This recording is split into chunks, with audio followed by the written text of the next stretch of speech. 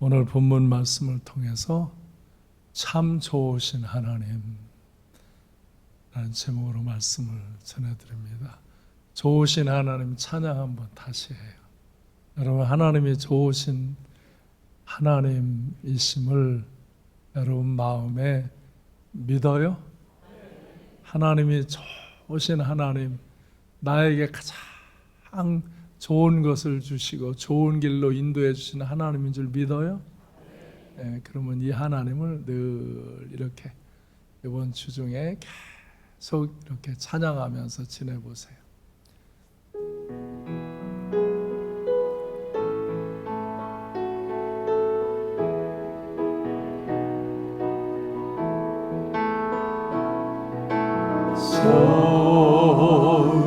좋으신 하나님,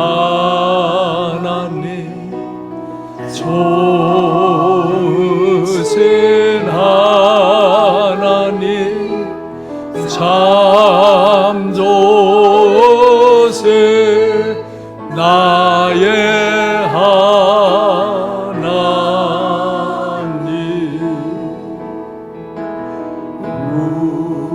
우리의 기도를 응답해 주시는 참 좋으신 나의 하나님,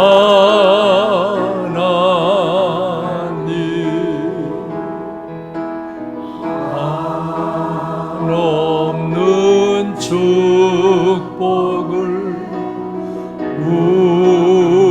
우리에게 주시는 참 좋으신 나의 하나님.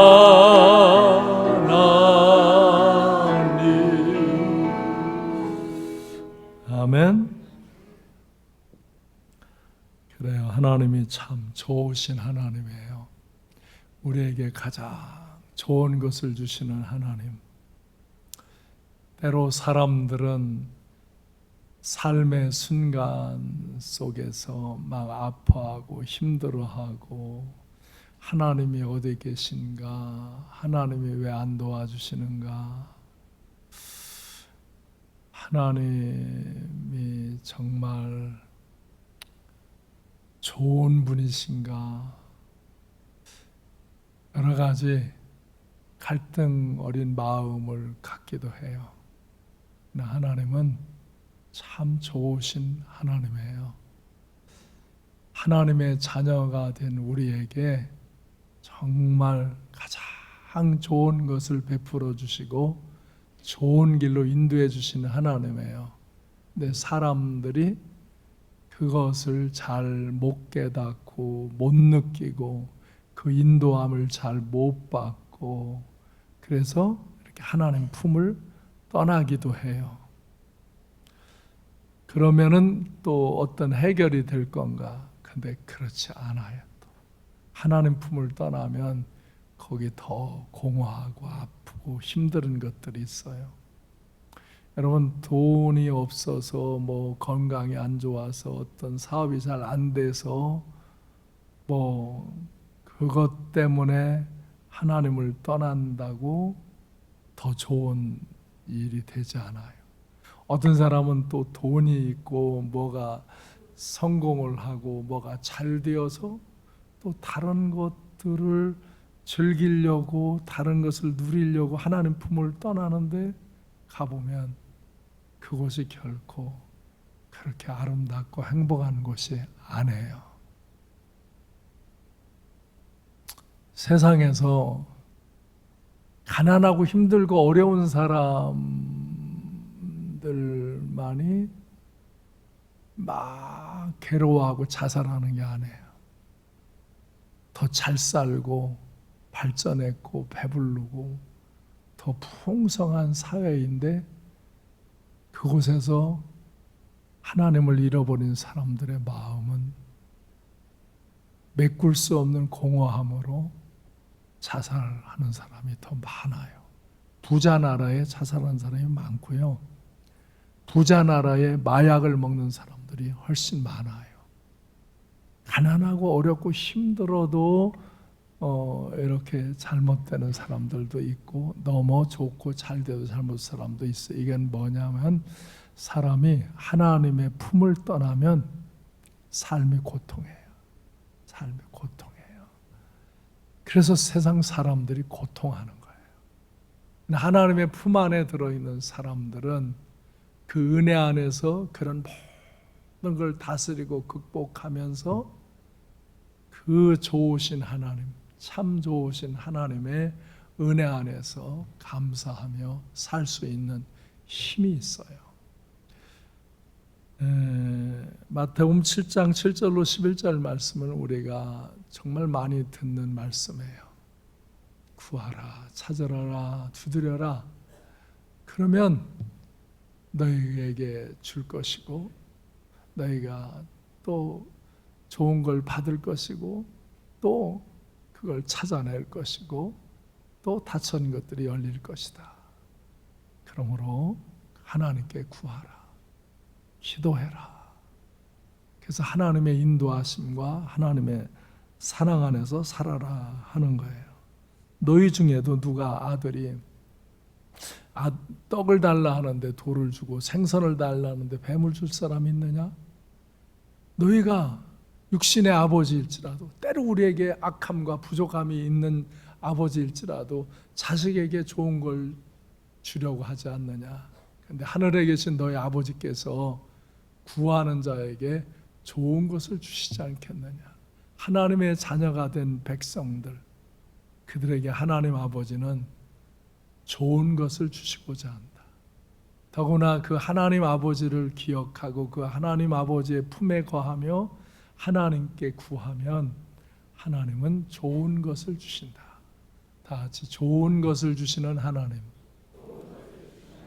좋으신 하나님, 참 좋으신 하나님, 이 하나님의 은혜 안에서, 사랑 안에서 사는 것이 인간이 올바르게 사는 것이고 인간이 행복하게 사는 거예요. 사람들 가슴 속에 감사가 있냐 이거예요. 행복이 있냐. 어떤 사람은 이런 이유 때문에 내가 감사가 없고 저런 이유 때문에 행복하지 않다 그래요. 물론 그런 것들이 영향을 줄 수 있는 것이 사실이에요. 현실이에요. 그런데 내가 하나님 품 안에 있으면, 하나님의 자녀이면, 내가 하나님께 기도하며 구하며 살면 하나님은 너에게 좋은 것을 주신다. 좋은 길로 인도하신다. 그래서 사람들이 감사하며 살고 행복하게 살 수 있는 거예요. 우리 그래서 하나님의 사랑을 가르치려고 누가복음 15장에서 비유를 말씀하시는데, 이걸 우리가 흔히 탕자의 비유라고 그래요. 아버지 품을 떠난 자들이 고통하는 삶에 이르는 것을 알려주고, 아버지 품으로 오는 자를 그가 어떠한 존재든지 하나님은 받아주시고 그에게 잘 대접해 주시고 좋은 것을 베풀어 주시고 그가 행복할 수 있도록 그에게 좋은 것을 주시는 하나님이시다. 이걸 가르쳐주고자 하는 것이 누가복음 15장에서 탕자의 비유를 통해서 가르쳐주는 거예요. 그래서 어떤 집에 두 아들이 있는데 행복하게 살았어요. 근데 작은 아들이 자꾸 얘가 나가고 싶어요. 아버지 집을 떠나고 싶어 해요. 왜? 자기 마음대로 하고 싶어서, 자기가 하고 싶어 하는 일을 하고 싶어서, 아버지의 사랑 안에서 이렇게 행복하게 사는 것을 만족하지 않고 달리 살아야만 행복할 거라고 생각을 하는 거예요. 그래서 그렇게 살아보고자 하는 거예요. 지난주 수요일 날 우리 김준호 목사님이 수요 설교를 하는데 은혜를 많이 받았어요. 사랑할 것이 많은 세대, 꼭 사랑해야 할 한 분. 요새 애들은 제목도 멋있게 줘. 그래서 사랑해야 할 것이 많은 세대라 이거예요. 이 세상이 사랑하고 싶은 것이 많은 세대라 이거예요. 사람들이 사랑하고 싶은 게 많아. 지 아내나 사랑해야 되는데 남의 여자 보고서 사랑하고, 지 남편이나 사랑해야 되는데 남의 남자 보고 사랑하고, 뭔가 나이스하고 멋있게 왜 내 남자 내 여자는 나한테 상냥하게 안 하고 왜 남의 여자 남의 남자는 그렇게 상냥하게 하는지, 그래서 그걸 사랑이라고 찾아가려고 그러고, 내 것이 아닌 것을 그냥 더 가지려고 막 여러 가지 거짓말하고 사기치고, 그러면서도 더 가고 싶고, 그냥 즐기고 놀고 싶고, 술 취하며 뭐 그냥 즐겁게 행복하게 놀고 싶고 그냥 놀고 노는데도 행복하지 않은 거야. 그래서 독한 술로 가고 마약으로 가고, 그래서 섹스를 찾고, 그러는데 그것도 만족하지 않으니까 막 혼성 섹스를 하고 막 발악을 하고, 그러다가 인생이 파탄나는 그런 사람들. 요즘 젊은 애들이 무섭게 죄악으로 들어가요.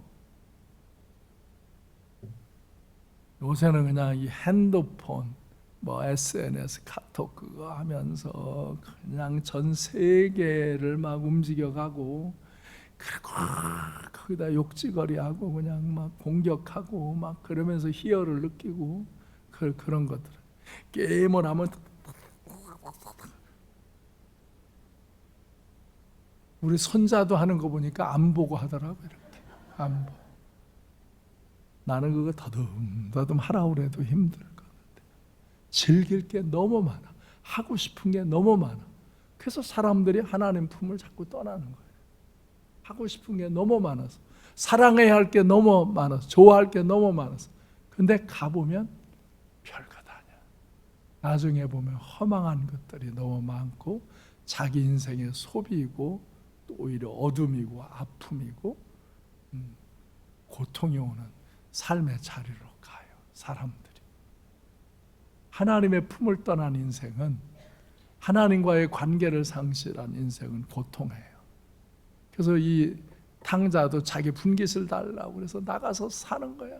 아버지가 하도 졸르니까 나눠주는데 그거 갖고 가서 허랑방탕하게 생활하는 거야. 막 하고 싶은 일, 뭐 좋은, 막 기분 좋은 대로 막 하는 거야. 돈을 다 썼어요. 다 탕진했어요.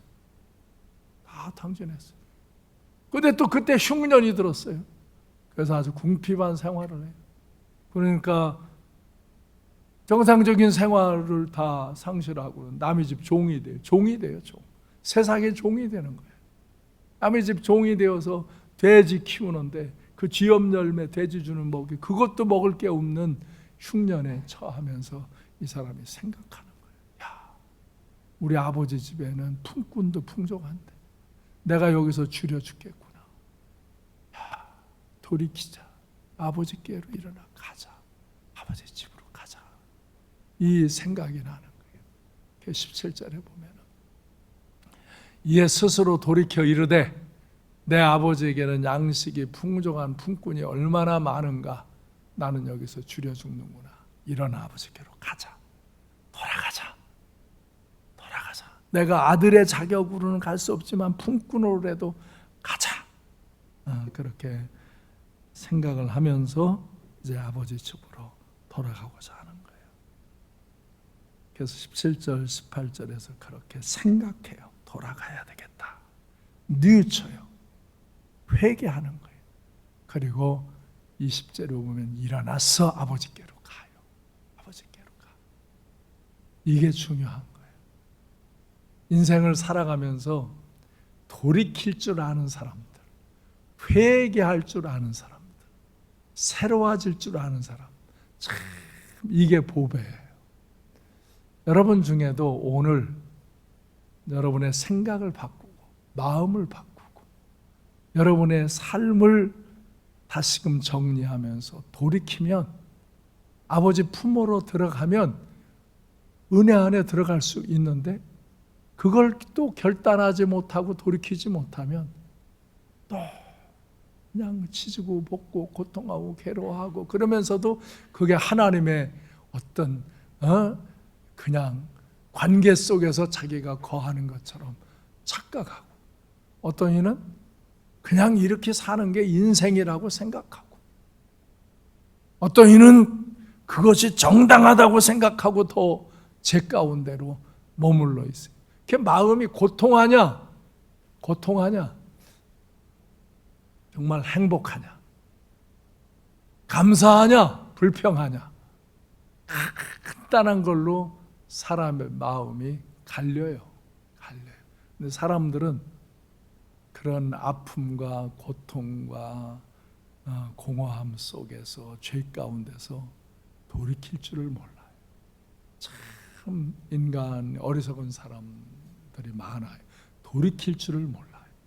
여러분, 오늘도 여러분 중에 많은 분들은 돌이켜야 돼요. 우리는 늘 새롭게 돌이켜야 할 부분들이 있어요.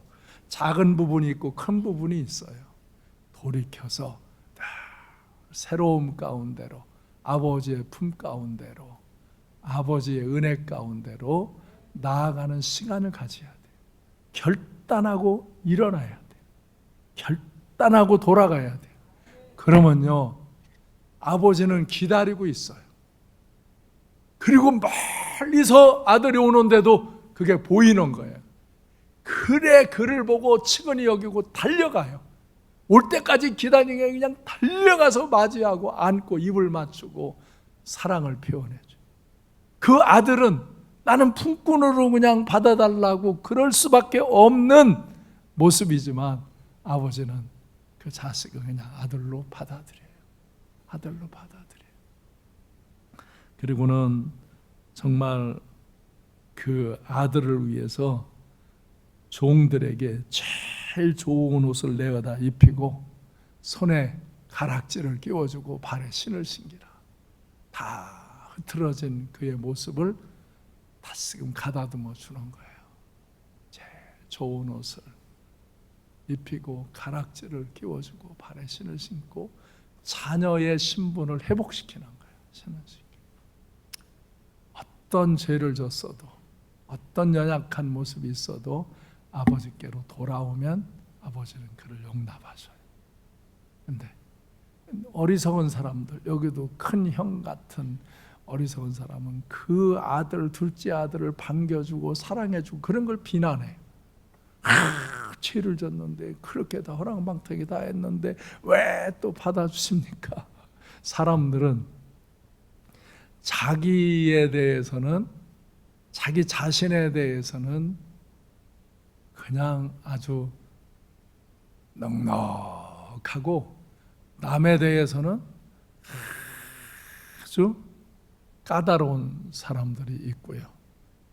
어떤 사람은 오히려 자기에 대해서는 엄격하게 관리하고 다른 사람에 대해서는 넉넉하게 받아주는 사람도 있어요. 근데 하나님은 이렇게 하나님께로 오는 사람을 다 넉넉하게 받아주십니다. 다 품어주십니다. 너 그거 잘못했지? 너 그거 문제지? 그런 걸로 시비하지 않아요. 사람들이 시비하는 거예요. 정죄를 사람들이 정죄해요. 하나님은요, 회개하고 돌이켜 온 사람을 정죄하지 않습니다. 그를 회복시킵니다. 그래서 그에게 큰 은혜를 깨닫게 하십니다. 그래서 그 사람이 은혜에 감격해서 충성되이 하나님 앞에 감사하며 살게 하십니다. 할렐루야. 그게 아버지, 하나님 아버지의 마음인 것을 이 아버지의 마음으로 알려주는 거예요. 그리고는 살찐 소를 잡으라 그래. 그래가지고 그것을 즐겨 먹자, 잔치하자, 기쁘다. 왜? 이 내 아들은 죽었다가 다시 살아났으며 내가 잃었다가 다시 얻었노라 하니 그들이 다 즐거워하더라. 할렐루야. 다 즐거워하는 거예요. 다 감사하는 거예요. 네, 그래서 근데 여기에 그 큰아들은 처음에 불만해요. 불만. 사람의 기준으로는 그게 불만해요. 왜 죄를 위해서 더 이렇게 하는 사람하고 잔치를 왜 풀어주냐고 그래요. 근데 하나님은 그 그 아버지는 내가 잃었다가 죽었다가 이것을 다시 얻은 거다. 그러니 기뻐하지 않을 수 없다. 기뻐해라. 잔치해라. 할렐루야. 그래서 하나님의 품 안에 거한 이들은 잔치집이에요. 잔치집. 여러분 마음이 잔치집입니까? 초상집 아닙니까? 옆 사람 좀 쳐다봐봐요.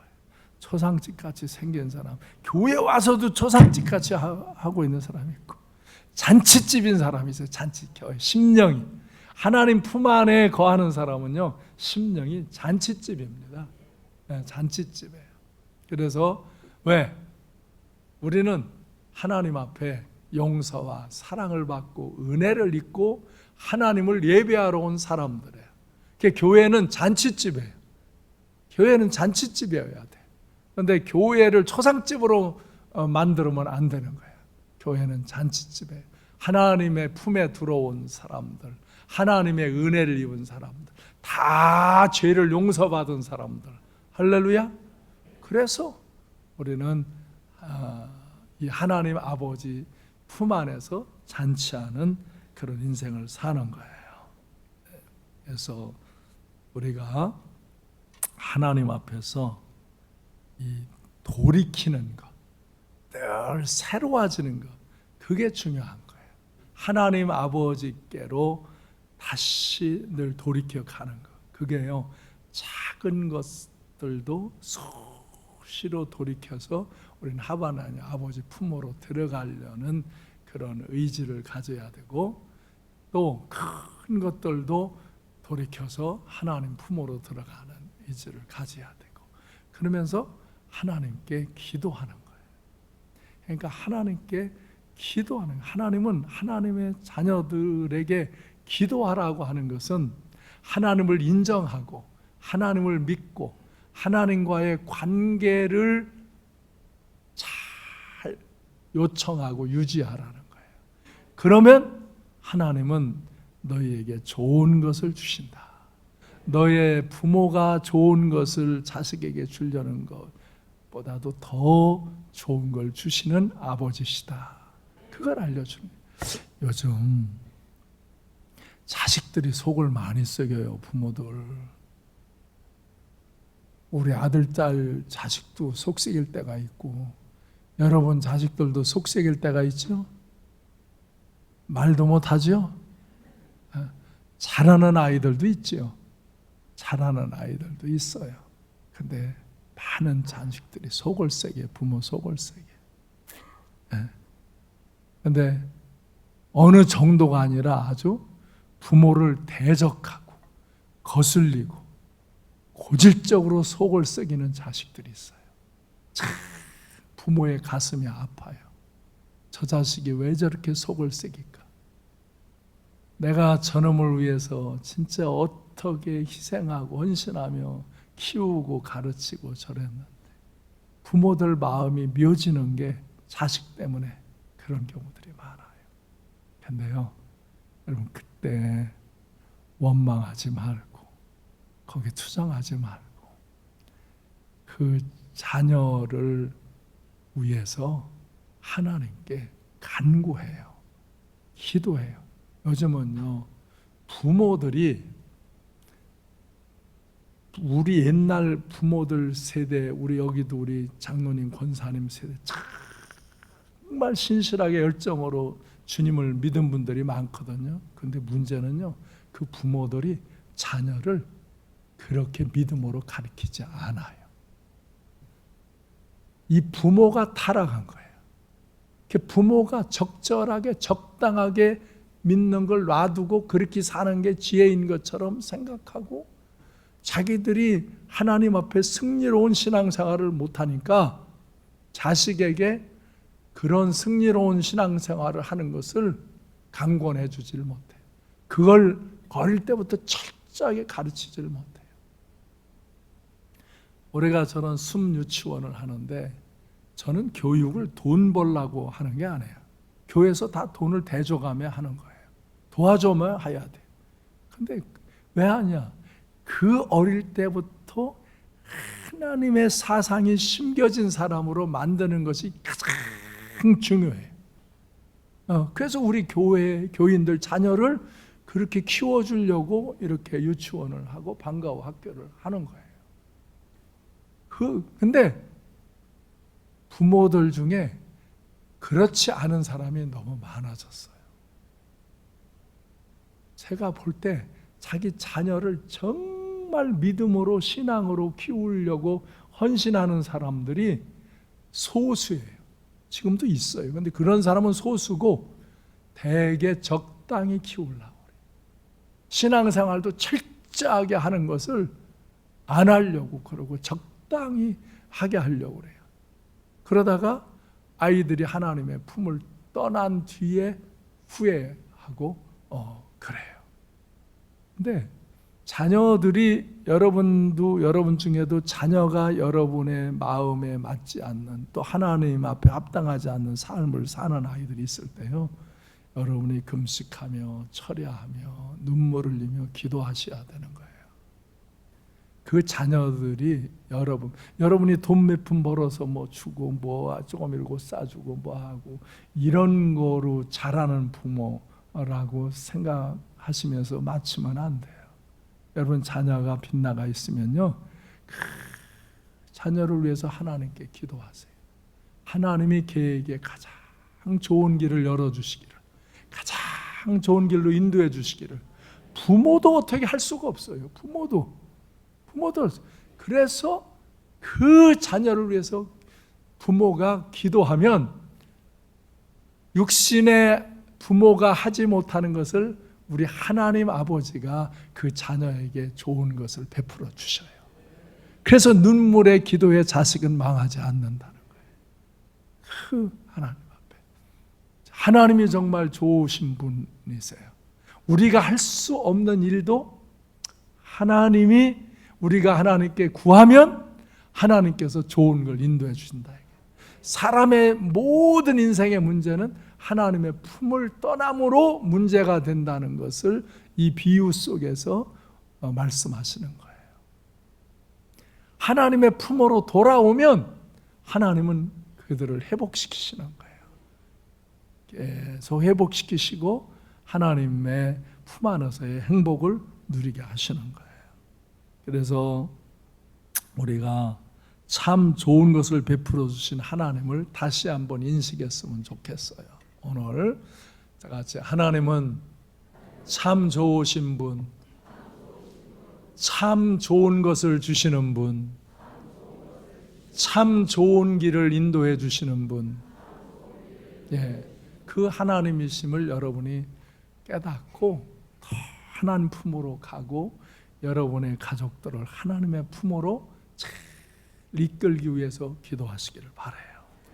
창세기 2장 7절에 보면 하나님은 사람을 지으시고 생기를 넣어서 생명이 되게 하시죠. 그리고 우리가 잘 알듯이 창세기 1장 27절 28절에서는 하나님은 남자와 여자를 창조하시고는 이 세상 만물을 지으시고는요, 중요한 게 다스리라 하시는 거예요. 다 같이 다스리라. 통치의 권세, 통치의 권세, 통치의 권세, 통치의 권세를 주시는 거예요, 사람에게는.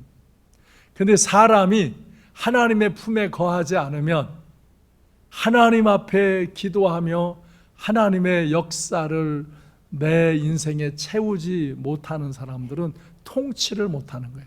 다스리지를 못하는 거고 세상에 다스림을 당하는 거예요. 그 세상이 좋다고, 세상 것이 좋다고 내가 좋아하는 대로 한다고 하는데 그게 오히려 자기가 그걸 다스리는 게 아니라 그거에 빠져서 다스림을 당해, 눌림을 당하는 거예요. 참 어리석게 사는 거예요. 다스리는 권세. 여러분, 때로 우리 인간사에 많은 문제들, 질병의 문제도 오고 또 재정의 문제도 오고 인간관계의 문제도 오고 여러 가지 사업적으로 직장에서 가정에서 여러 문제들이 일어나지. 그때 그걸 다스리는 거예요. 왜 인간이 거기서 고통하고 괴로워하느냐? 다스리지를 못하기 때문에 그러는 거예요. 하나님은 사람에게 생기를 불어넣으시고 생명이 되게 하시고는 다스리라고 그랬어요. 그래서 코끼리나 사자나 이런 것도 다 사람이 다스릴 수 있고, 생명은 짐승도 주고 우리에게도 주었는데 우리에게는요 다스리는 권세를 주셨어요. 이 세상의 모든 만물을, 모든 삶을 다스리는 권세를 주셨어요. 할렐루야, 할렐루야. 다스리는 권세를 주신 거예요. 그래서 여러분, 때로 저도 이렇게 살아가다 보면 아플 때가 있어요. 질병이 올 때가 있어요. 근데 그걸 다스리고 이기는 거예요. 어떤 때는 그게 위기와 같이 와요. 야, 이러다가 정말 더 어떻게 되면 이거 어떡하나. 그런데 그때도 하나님의 품 안으로 들어가 하나님께 기도하고 믿음으로 그걸 다스리면 그 병을 이기는 거예요. 뭐 의학의 도움도 받을 수 있고 물리적인 도움도 받을 수 있고 여러 가지 운동을 하고 음식을 하고. 저는 요새 음식을 미국 갔다 와가지고 내 건강 수치가 높아져서 딱 음식을 절반을 먹습니다. 절반을 먹는데 힘이 하나도 덜하지 않아. 그리고 수치가 또 다 내려갔어. 왜? 내 몸을 내가 다스리는 거예요. 내가 관리하는 거예요. 근데 이걸 다스리지를 못하면 그냥 질병으로 괴로워하고 고통하는 거예요. 여러분, 때로 질병이 올 때도 잘 다스리시기 바랍니다. 이기시기 바랍니다. 결국은 어느 때간 죽을 거예요. 죽어도 우리는 천국 갈 거예요. 근데 이 세상을 살아가는 동안은 건강하게 잘 살아야 되는데 어떻게? 내가 질병도 다스리는 거예요. 잘 다스리세요. 음식도, 운동도, 여러분의 마음, 이 스트레스도 여러분이 다스리는 거예요. 자기가. 이게 어디 하나님의 품 안에 있을 때 그것을 하나님께 기도하며 내가 믿음으로 행동할 때 그런 걸 다스리고 이길 수 있는 거예요.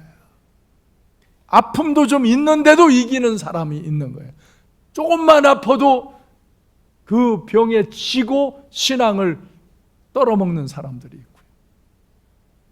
오히려 연약한데 더 믿음 안에 들어가고 새로워지고 새 힘을 얻고 다시금 회복하고 은혜 가운데로 갈 수 있는 여러분이 되시기 바라요. 재정도 마찬가지. 살다 보면 여러분, 가난하다는 건 불편해요. 부자가 좀 편리해요. 그걸 누가 부인을 해요? 왜냐, 부자라고 행복하고 좀 가난하다고 불행하고 절대 그러지 않아요. 내가 우리 교인들 봐도요, 돈 많은데 괴로워하고 고통하며 사는 이도 있어요. 매일 근심 걱정하고 하나님 말씀에는 별로 순종 안 하고 그냥 적당히 하면서 고통하면서 사는 사람이 있고요. 그렇게 돈은 많지 않은데 늘 하나님 말씀에 순종하고 감사하며 오히려 선한 일을 하며 아주 행복하게 사는 이들도 있어요. 이거는 물질을 다스리는 거예요. 물질을 다스리며 사는 거예요. 채무 얘기하면 뭐 이제 끝났으니까 얘기해. 우리 교회에 빚이 82억이 있었어요. 재작년까지. 여러분 몰랐잖아요. 난 말도 안 해요. 그거 뭐 다 말하고 그냥 빚값 짜고 날마다 뭐 다른 거 쓸 거 못 쓰고 뭐 그러면은 매일 빚덩어리에 눌리는 거예요. 왜? 나는 뭐 다른 데 도와줄 거 할 거 다 했어요. 빚 갚는다고 못 하지 않았어요. 그러니까 사람들이 옆에서는 그래요. 빚은 갚지. 왜 빚은 안 갚고 매일 남 퍼주고 그래. 하나님이 알아서 갚아주실 거야. 하나님이 하라는 좋은 일을 하면 하나님이 알아서 갚아주실 거야. 어떻게 갚네? 이건 이렇게 하고 이렇게 해서 하나님이 이렇게 해서 갚아줄 거야. 나도 다 몰라. 근데 하나님이 갚아주실 거야. 근데 재작년에 82억 빚 한 방에 갚았잖아요. 여러분들은 막 헌금 내라고 막 쪼아 댕기고 막 그러지 않았는데도 다 갚았잖아요. 뭐 어떻게 갚았냐고? 묻지 마 자꾸. 다 갚았어. 어쨌든 없어요. 저 비전센터에 이제 조금 거기 증축을 해서 좀 걸린 거 있어. 그거 이제 내년이면 싹 날려버릴 거야. 그건 뭐 쬐금이니까. 그거 나 끝날 때면 그냥 하나도 빚 없게 갚을 거야. 사역도 딱 이렇게 해놓지만 그냥 빚도 하나도 매일 하나님께 그렇게 기도하니까. 그렇다고 여러분한테 헌금하라고 막 쪼아대지 않아. 쪼아대지. 큰 이제 헌신을 할 사람을 일으켜가지고 그냥 그런 사람들이 부자가 돼가지고 그냥 헌신을 해가지고 그냥 탁 없애버린 거예요. 그렇게 믿고 기도하고 그렇게 관리하는 거예요. 다스리는 거예요. 다스리는 거예요. 개인 재산도 마찬가지. 여러분들 빚 있고 뭐 있는 사람 빚 있으면 알뜰하게 살아야죠. 전략에서. 그렇다고 내가 막 사는 거 아니거든. 탁 흘려가게 뭐하고. 아유, 우리 직원들 봉급도 더 많이 주면 좋은데 그만치 줘야 되고 우리도 그렇게 써야 되고 일도 이런 거 뭐 막 바꾸자고 그러는데 조금만 바꾸고 이래. 이 재정을 알지 못하는 사람은 그냥 막 바꾸자고 그러고 막 쓰자고 그러고 그냥 막 하자고 그래요. 그게 지가 인심 쓰는 줄 알고. 그러면 거덜나요. 그냥 막 하는 게 아니에요. 다 어떤 계획과 관리 안에서 하는 거죠. 그렇지 않으면 교회 재정도 거덜나요. 우리는 뭐 기본적으로 억대 재정이 한 달에 없으면은 인건비와 활동비와 저 선교비, 지원비 이런 거 못 나가기 때문에 안 돼요. 근데 내가 뭐 여러분들처럼 뭐 그런 거 해야 되니까 막 어떻게 한다 안 하면 큰일 난다 뭐 그래서 합니까? 다 은혜로 하는 거죠. 이번에 이렇게 할 건데 합시다. 그럼 그냥 은혜로 하는 거지. 그럼 뭐 그거 안 한다고 내가 뭐 야단합니까? 하는 사람 이때 하고 저때 하는 사람 저때 하고 그래도 다 우리가 할 만한 분량을 나는 기도하며 정하고 그것은 채워지기를 기도하면서 그런 일들이 이루어가는 거지. 마찬가지예요. 교회도. 여러분 가정도 마찬가지고 사업도 마찬가지고. 다스리는 거예요. 다스리는 거. 하나님께 기도하며 믿음을 갖고 하나님이 기뻐하시는 일을 행하면서 일어나는 문제들은 다스리며 사는 거예요. 인간관계. 교회는 속썩이는 사람 없는 줄 알아요? 교회 별의별 속썩이는 사람들 많아요. 속썩이는 사람들 많아요. 네. 좋은 사람이 훨씬 많잖아요. 좋은 일 하는 사람이 훨씬 많잖아요. 근데 잘 모르고 뭐 자기의 또 하고자 하는 소견대로 막 불뚝불뚝해서 싸우기도 하고 뭐 비난하기도 하고 속삭이는 사람들 늘 있어요. 이 많은 사람 중에 뭐 일이 없겠어요? 난 그런 거 갖고 여러분한테 뭐 큰일 난 것처럼 말하는 일 없잖아요. 뭐 말도 안 해요. 그리고 그냥 다스릴 거 좀 다스리고 또 세울 거 세우고 그러고 가면은 다 그런 것도 또 정리되고 회개할 사람 회개하고 뭐 이렇게 되어지면서 이기는 거죠. 이기는 다스리는 거예요. 사람의 모든 일을 여러분 다스리는 거예요. 여러분 인생에 별의별 일이 일어나요. 이 세상은 바람 없는 세상이 없고 파도 없는 바다 없듯이 문제 없는 세상 없어요. 그걸 다스리는 거예요. 하나님은 사람에게 다스리는 권세를 주신 거예요. 하나님의 품 안에 있는 사람들은 그걸 다스리는 거예요. 잘 다스리면서 하나님의 품 안에서 하나님이 주시는 가장 좋은 길을 가면서 좋은 것을 공급받으며 사는 거예요. 그리고요, 좋은 일 하세요. 좋은 일 하세요. 사람에게 기쁨이 되고 행복이 되고 사랑이 되고 열매가 되는 좋은 일 하세요. 그러면 하나님이 계속 좋은 일을 할 수 있도록 좋은 것을 주시는 거예요. 좋은 일을 하는 사람에게 좋은 것을 주시는 거예요. 하나님께 좋은 일을 하려고 기도하는 사람에게 좋은 걸 주시는 거예요. 아멘? 우리가 기도하는데 나쁜 거 하려고 기도합니까? 좋은 거 하려고 하나님께 기도하잖아요. 그러니까 하나님께 좋은 일을 하려고 좋으신 하나님께 기도하면 하나님께서 가장 좋은 것을 주시는 줄로 믿으시기 바라요. 그래서 마태복음 7장 11절에서 그런 거잖아요. 너희가 악하고 부족한 점이 있어도 자식에게 좋은 것을 줄 줄 아는데 하물며 하늘에 계신 너희 아버지께서 구하는 자에게 좋은 것을 주시지 않겠느냐. 좋은 걸 주신다. 믿어라. 아멘. 로마서 8장 14절로 17절에 보면 하나님의 영으로 인도함을 받는 사람은 곧 하나님의 영이라.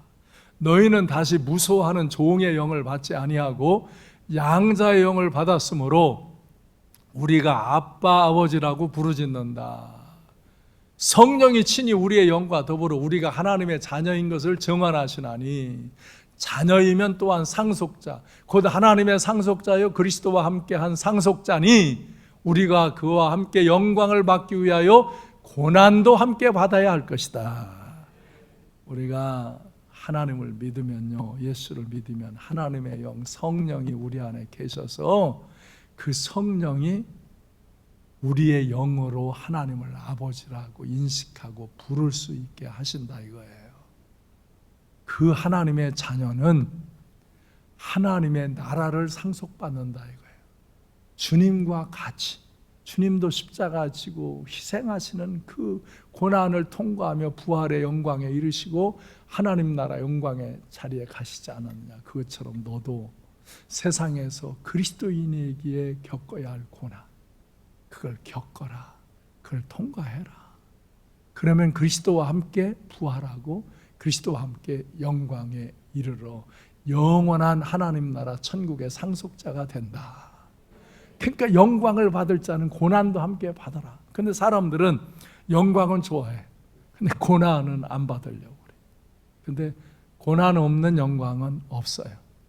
다 고난과 희생을 통과하면서 열매와 영광에 이르는 거예요. 세상도 그래요.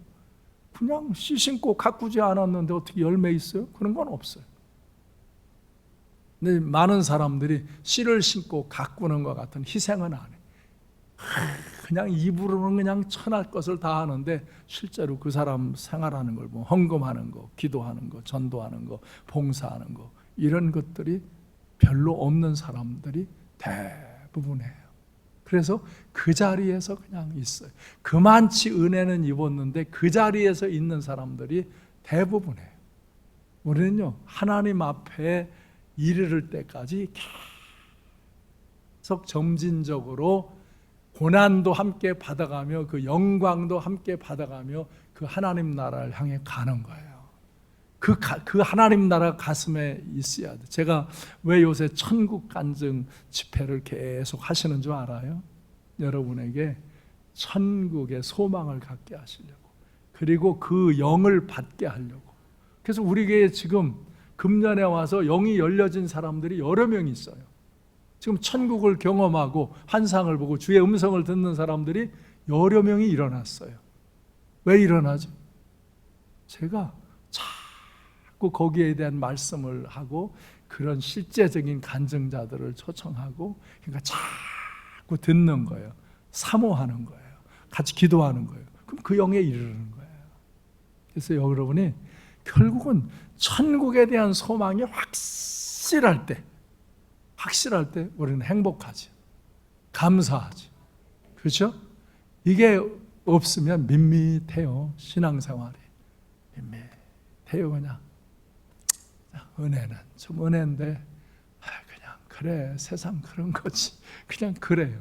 근데 이 천국의 소망이 가득 채워지고 그것이 바라보이면요, 진짜 가슴에 뜨거운 열정과 행복과 기쁨이 있어요.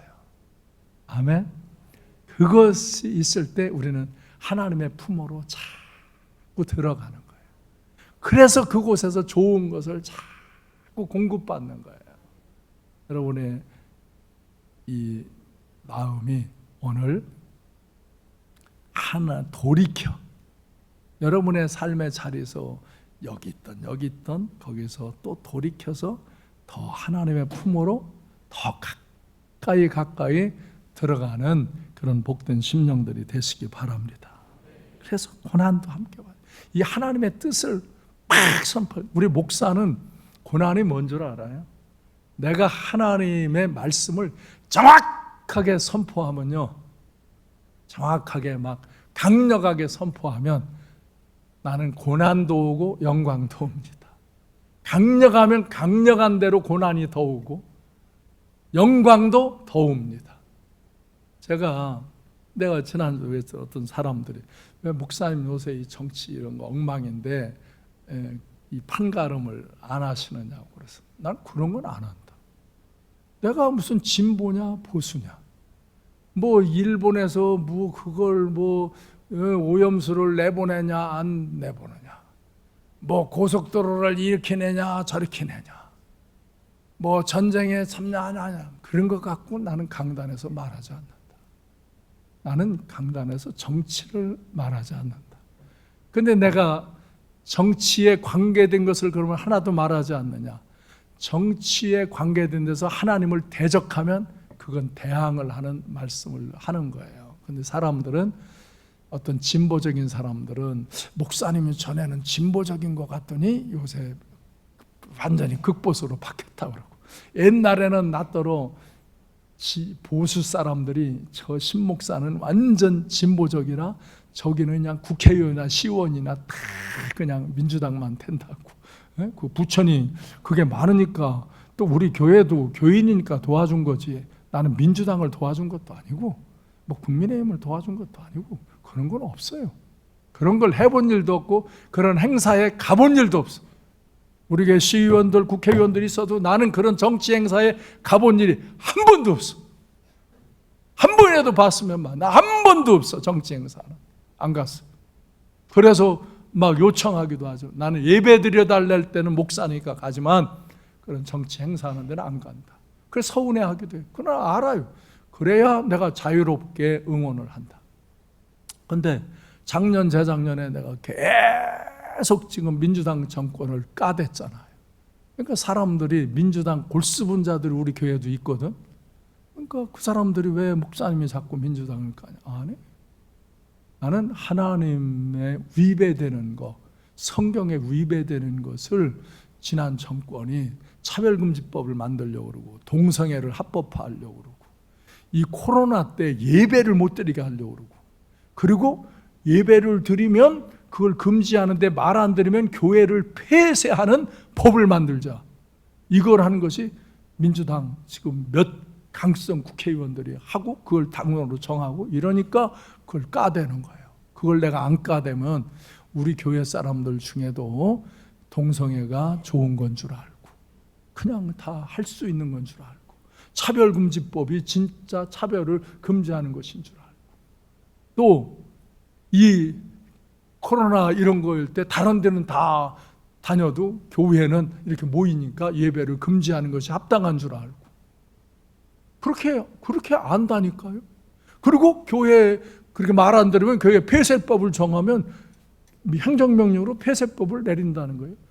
나는 우리 교회 벌금 내라, 교회 폐쇄하겠다, 그런 공문을 직접 받았다니까요. 그래도 그걸 이기고 예배 드린 거예요. 그때 만약 코로나 안에서 터졌으면 우리 교회나 나는 엄청 또 두드려 맞았겠지. 근데 하나님이 절대 보호해 주신 거예요. 그래서 이긴 거예요. 내가 그러잖아요. 이기고 나서 주님이 내게 하세요. 삶과 함께는 부흥케 하겠다. 그래서 우리 교회 부흥하는 거예요. 지금 우리 교회는 부흥하는 거예요. 다음 세대들이 막 일어나잖아요. 부흥하는 거예요. 왜? 그걸 이기기 때문에. 나는 그걸 하는 이유는, 나는 노무현 정부나 김대중 정부 때는 그렇게까지는 안 했거든. 진보적인 건 늘 개혁을 하지만, 그런데 지난 정권에 와가지고 갑자기 또라이 같은 진보, 극진보들이 이렇게 교회를 대적하고 하나님 말씀을 거역하고 백성들의 정체성을 혼란한 일을 막 하고, 이 부천에다 젠더 마을 만들려고 내가 우리 성도들 데리고 가서 시청에 가서 데모하고 그냥 시청 밀고 들어갈 때 그때 젠더 마을 만들려고 하는 거 그거 막은 거거든요. 여기다가 동성애 마을을 만들겠다는 거예요. 예. 근데도 멀쩡하게 오지도 않고 그냥 있는 사람도 있지만, 내가 가자 그러니까 가서 나하고 같이 데모한 사람들 여기 많이 있잖아요. 그럼 내가 그 정치의 행위를 거냐? 안 해요. 난 우리 교인 중에 한 사람이라도 이런 일에 휩쓸리는 사람이 없게 하려고 말하는 것뿐이야. 그것 때문에 교회를 떠난다? 그건 너무 마음 아프고 안타까워요. 근데 어떤 사람은 떠나갔다가 돌아오더라고. 그럼 난 또 대환영이지. 근데 내가 하나님의 진리를 말하냐 비진리를 말하느냐가 기준이지, 자기의 성향에 맞는 말을 하냐 자기의 성향에 틀린 말을 하느냐 갖고 교회를 다니겠다 안 다니겠다, 그건 아주 잘못된 사람들이에요. 그건 신앙 근본을 잘못 가진 거지. 내가 말하는 것이 때로는 좀 지나칠 수도 있고 부족할 수도 있는 건 인정하지만 근본, 하나님의 말씀의 근본을 어긴다는 거. 우린 동성애자들을 불쌍히 여기고 그들을 위해 기도해 줘야 되고 그들이 회복할 수 있도록 도와줘야 하는 것이지. 그런 마을을 만들고 그걸 하도를 장려하면 그건 인륜을 어기고 천륜을 어기고 가정이 파괴되고 사회가 파괴되는 일이라는 걸 말해줘야지. 근데 그 말을 한다고 교회를 떠나겠다? 그런 게 난 고난이에요. 힘들어요. 그런 때 저 사람들이 내가 이렇게 말해도 못 알아듣나. 그런데 하나님은 내가 그렇게 그걸 올바르게 가르친 걸 기뻐하시고 우리 삼관계를 부흥케 하겠다고 말씀하시는 거예요. 그게 나에게 위로지. 그리고 부흥케 하시잖아요. 네. 그러니까 수요일 날, 금요일 날 우리 강사들이 오고 목사님들이 와서는요, 요즘에 이렇게 모이는 교회가 어디 있느냐 놀래요. 더구나 어린애들, 학생들, 청년들이 막 한 3분의 1은 나와서 하잖아요. 그러니까 주무시지 말고 금요일 날, 수요일 날 기도하러 오라고 좀. 이제 밤기도 다른 날은 정리하고 새벽 기도하고 수요일, 금요일에 집중하라고 그랬으니까 당신이 기도하는 게 문제지 다른 게 문제가 아니야. 자, 기도해서 하나님이 주시는 좋은 것을 공급받는 인생, 내 인생을 다스리며 살 수 있는 권세 있는 인생, 그 삶을 사시면 인생도 승리하는 거고 목회도 승리하는 거고, 우리는 대단한 거 뭐 양이 아니라 올바른 가치와 하나님의 말씀의 기준에 부합된 그런 일들을 지켜나가는 거예요. 그리고 서로 연약하고 부족한 것은 용서하고 사랑하고 격려하고 힘을 주면서 이겨나가는 거예요. 이겨나가는 거예요. 할렐루야. 가정도, 여러분 직장 사업도, 교회 안의 신앙생활도, 모든 삶의 여러분의 요소 속에서도 하나님께 기도하시고 좋은 것을 공급받고 좋은 일을 하고 또 좋은 것을 공급받으시고, 할렐루야. 가장 좋은 것을 주시는 하나님, 그래서 나로 하여금 다스리라고 명령한 대로 내가 그런 모든 질병의 문제도, 재정의 문제도, 뭐 인간관계의 문제도, 모든 사역의 문제도 잘 다스리며 믿음으로 하나님께 기도하며 나아가면 하나님께서 이기게 하시는 거예요. 내가 그랬잖아요. 두려워하지 말라고. 하나님이 함께 하신다고. 아멘. 네. 그리고 가장 지나고 보면 그때는 나도 병들었을 때요, 뭐 하나님은 이럴 수 있어, 왜 나만 갖고 이래. 우리 아버지가 부도 나서 가난하게 살 때도요, 나는 이렇게 아버지가 이래가지고 이래, 그런 거 나는 이렇게 해서 그냥 딱 그냥 법공배가 쫙 저리 가고 싶은데 그냥 왜 이렇게 그냥 왜 밀려가고 왜 나는 이렇게 살아야 돼, 막 그냥 매일 그런 게 안타깝고 불만해요. 막 가슴아. 그러니까 내가 어렸을 때 교회 나가다가 자꾸 교회를 멀리하고 투정하고 그러잖아요. 그냥 그러다 터지니까 케오반스 먹으니까 정신 차리고 나도 돌이킨 거야. 돌이켜서 아버지 집으로 온 거야. 아버지 품으로 온 거야. 아이고, 내가 뭐 자격은 없지만 하나님이 그러시면 그런다고 그랬더니 뭐 하나님 상관 안 하고 자격 다 회복시키시고 다 능력도 주시고 다 역사하시고 알아서 다 하시는 거야. 좋은 걸 주시는 거야. 생명을 걸고 하는 거야. 그러니까 그건 저만이 아니라 여러분 모두도 그렇게 사셔야 되는 거라 그렇게 가르쳐 드리는 거예요. 절대로 세상이 주장한다고, 세상 사람이 떠든다고, 팬데모로 뭐 이런다고, 그래서 교회에서 전라도 사람, 경상도 사람, 충청도 사람 쌈질하면 죽어. 나한테 죽어. 그런 거. 교회에서 정치 논리를 갖고 자기 정치 논리를 교회에다가 막 주임시키려고 하면 나는 그런 사람 다 끊어버려. 다 끊어버려. 우리는 교회 안에 정치하는 사람은 그는 기업이기 때문에 도와주는 거예요. 그러나 여러분이 정치하는 건 바깥에서 하지, 교회 와서 하지 말라. 교회는 신실한 믿음의 사람을 지원해 주는 거예요. 그리고 그들을 지원해서 더 신실하게 영향력 있는 사람이 되도록 나는 지금 우리 청소년을 그런 사람을 키우려고 기도하고 그런 거를 자금을 마련하고 그런 일을 하려고 하나님께 간구하는 거예요. 그렇게 갈 수 있도록. 그러니까 한 번에 금방 못하지만 자꾸 이렇게 만들어 가는 거죠. 그래서 우리가 하나님 앞에서 로마서 8장 32절 말씀을 다 같이 읽어보면 자기 아들을 아끼지 아니하시고 우리 모든 사람을 위하여 내주시니가 어찌 그 아들과 함께 모든 것을 우리에게 주시지 않겠느냐. 아멘? 그러죠? 하나님 아버지께서 예수 그리스도까지 주셔서 우리를 구원하셨고 우리를 하나님 자녀 삼으셨는데 우리를 어찌 우리에게 좋은 걸 주시지 않겠냐. 이걸 믿어요. 하나님은 나에게 좋은 것을 주시는 분, 좋은 길로 인도하시는 분, 내가 좋은 일을 해가며 하나님께 기도하면 더 좋은 일을 할 수 있도록 인도하시는 하나님. 네, 그 삶의 자세가 바뀌어야 한다. 삶의 가치와 시선이 바뀌어야 하는 거야.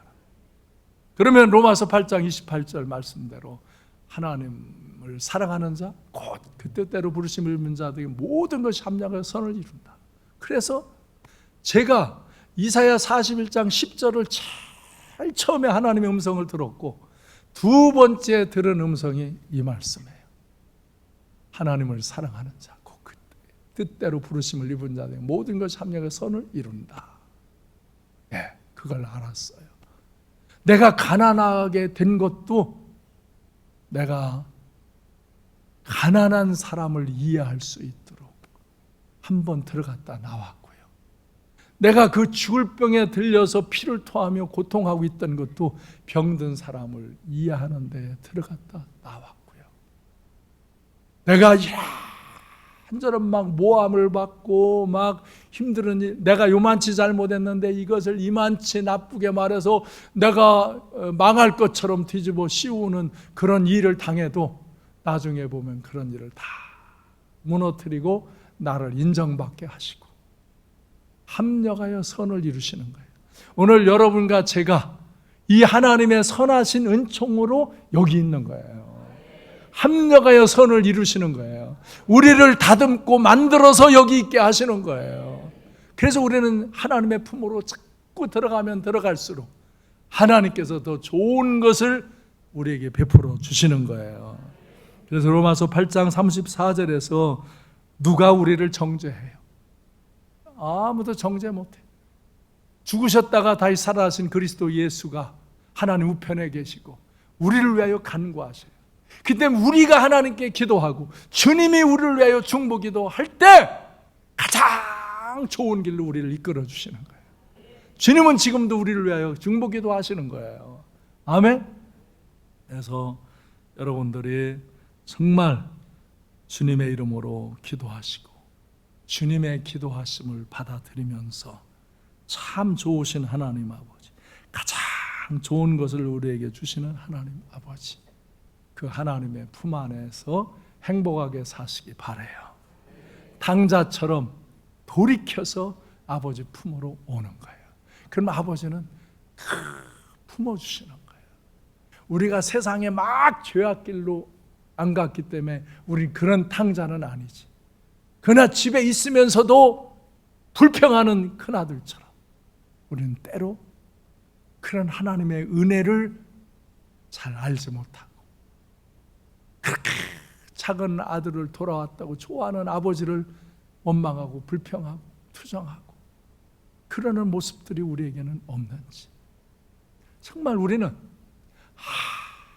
항상 좋으신 하나님, 좋으신 하나님, 가장 좋은 것 주시는 하나님, 합력하여 선을 이루시는 하나님, 그 하나님을 믿고 불평과 원망과 시비를 그치고 감사하며 용서하며 사랑하며 행복하게 살면서 이 하나님의 좋은 것을 세상 사람들에게 잘 나누어주는 복된 성도님들 되시기를 주님의 이름으로 축원합니다.